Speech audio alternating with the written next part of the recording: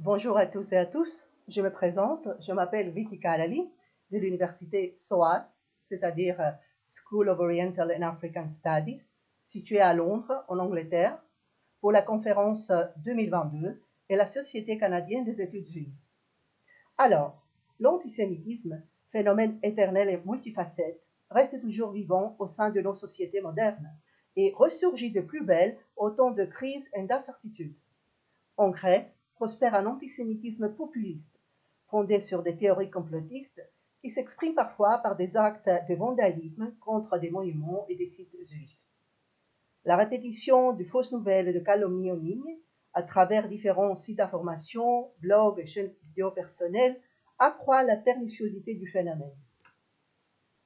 Dans le domaine politique, on entendrait naturellement des expressions antisémites de la part de l'extrême droite, mais ce n'est pas toujours le cas.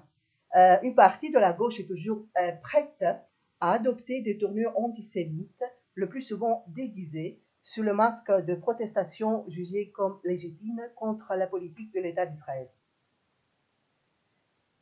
Par rapport à l'épidémie de coronavirus, les attaques antisémites sur l'Internet se sont multipliées.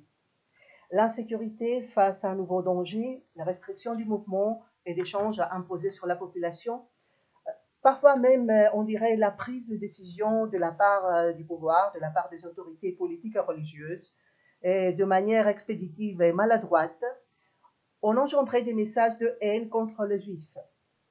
L'idée répandue sur une large partie de l'Internet grec que les Juifs de Grèce sont responsables du changement de la date des célébrations pascales orthodoxes, ce qui s'est passé en mai 2021, en est un exemple flagrant. Et plus récemment, la crise en Ukraine avec l'invasion russe et la guerre ont fait apparaître une sorte d'antisémitisme symptomatique, puisque le président de l'Ukraine est d'origine juive. Ce fait suffit à raviver la haine des complotistes qui fleurit sur certains sites. D'après eux, la Russie mène une guerre sainte contre l'Occident corrompu, y compris l'Ukraine. Et ce sont les racines juives du président ukrainien qui en sont la preuve solide.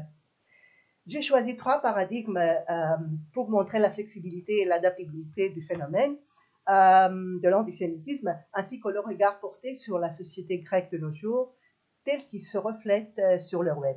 Merci de votre attention. C'est avec grand plaisir que je vous retrouverai le 9 mai pour la conférence en ligne. À tout à l'heure.